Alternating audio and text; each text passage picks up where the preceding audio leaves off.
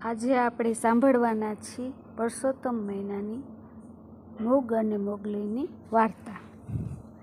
મૃગ ને મોગલીની વાર્તા. એક ગામમાં પરસોત્તમ મહિનો શરૂ થતાં ભાઈઓ બહેનો બધા પરસોત્તમ મહિનો રહે છે અને આ જોઈ હરણ અને હરણીને પણ પરસોત્તમ મહિનો રહેવાની ઈચ્છા જાગે છે. તે તો બધા નદીએ સ્નાન કરવા જાય અને એ ઝાડ નીચે ઊભા રહે, જ્યાં કપડાં સૂકવે ત્યાં તે બેસી જાય એટલે તે નાહી લે અને ત્યાં કથા વાર્તા ચાલુ હોય. આમ એ પરસોત્તમ મહિનો રહે છે અને એક અપારંગ જેવી ગાય હતી.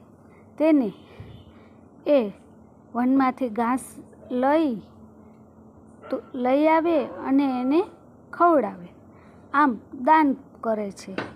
આમ આખો પરસોત્તમ મહિનો મૃગ અને મોગલી કાઢે છે અને આ આખા મહિનો પૂરો થતાં ગાયને વાચા ફૂટે છે અને કહે છે કે આજ રાત્રે પરસોત્તમ ભગવાન તમને દર્શન આપશે અને મનુષ્ય અવતાર આપશે.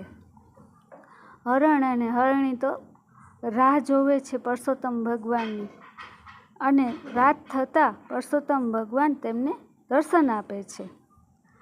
એ તો રાજીના રેડ થઈ જાય છે ભગવાનને જોઈને અને તેને મનુષ્ય અવતાર આપે છે. આ રીતે હરણ અને હરણીને રાજાને રાણી બનાવે છે, રાજપાટ આપે છે અને મનુષ્ય અવતાર આપે છે. હરણ અને હરણી પરસોત્તમ ભગવાનના પગમાં પડી જાય છે અને કહે છે કે એ ભગવાન, અમને તો તમે મળ્યા એટલે બધું મળ્યું. આ રીતે ભગવાનનું નામ લેવાય એટલું ઘણું. જય પરસોત્તમ ભગવાન. જો હવે